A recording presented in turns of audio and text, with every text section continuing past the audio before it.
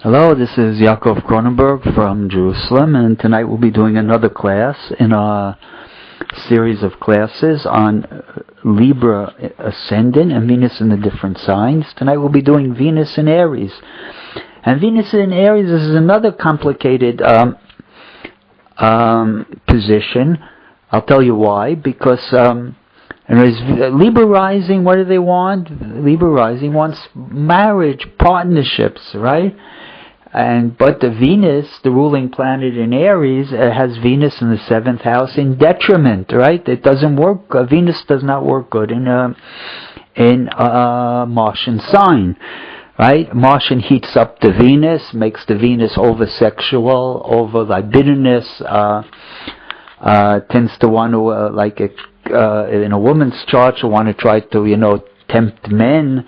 She always wants to see, what men think of her. How she wants to find out how attractive she is. She can be very flirtatious, very coming on to men, things like that. And if it's her marriage partner, sometimes the ruler of the 1 and 7, so Venus is also going to talk about her marriage partner. So it could work either way. That he could be very flirtatious and very much going after other women, and so it can be devastating to Venus. Even though Venus is a excellent planet, sometimes it can be very devastating in the 7th house because sometimes it's just too much, right? The person just not built to be with one person, and so it makes the marriage life very turbulent, to say the least. And we'll see that tonight in the chart of a very famous woman, that she had sort of turbulent marriage and many affairs, and the usual for the Hollywood stars, but maybe she a little bit more than other people. So in any case, so like we said, Venus in Aries is the overheated Martians, the overheated Venus, but again, you always have to look. Everything has to be taken into context. You have to take it into context within the whole chart. So you have to look also at Mars, what the Mars is like. Good Mars will improve the difficult Venus, right?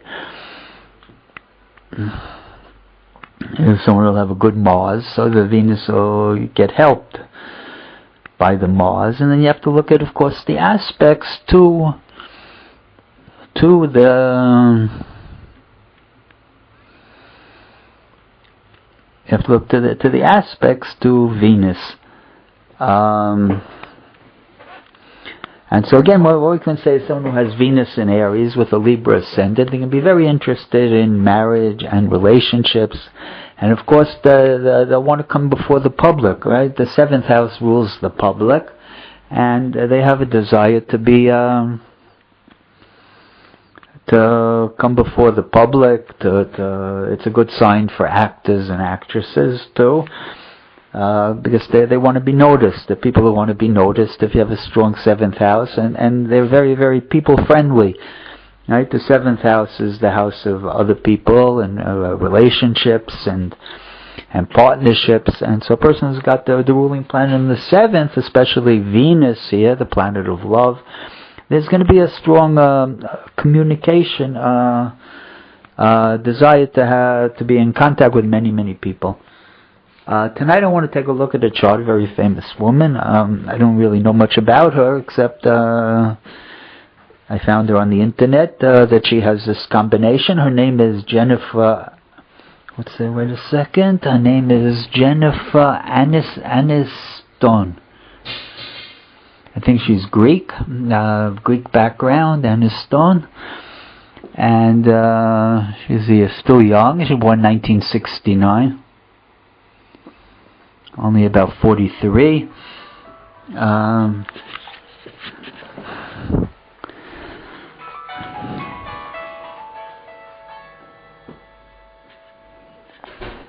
And she was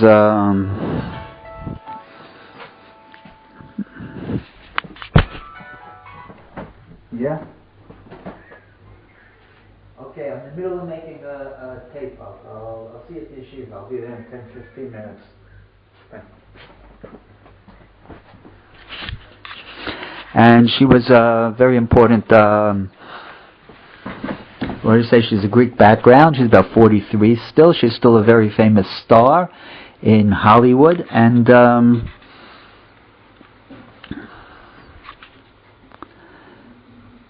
what else can I say? And she's one of the wealthiest women in her career. She's one of the 10 richest women, I think, in the acting profession. She with her new boyfriend, they bought a house, $22 million house in California. So she's not hurting for money.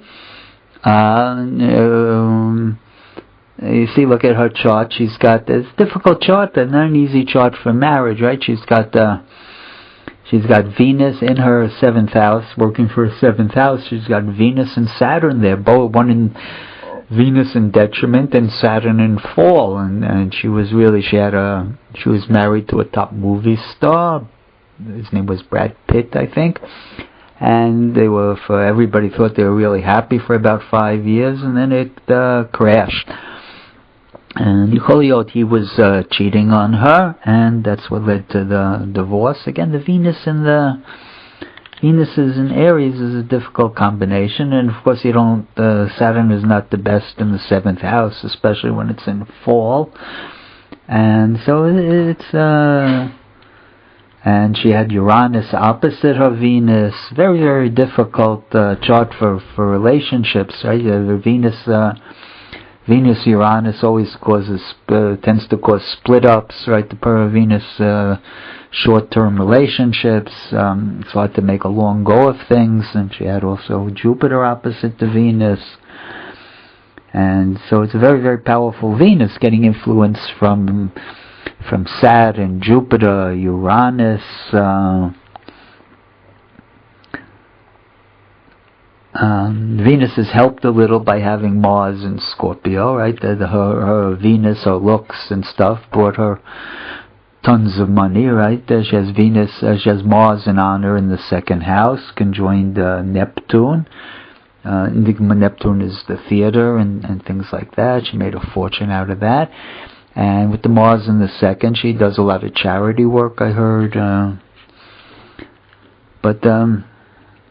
It's not an easy chart for relationships. The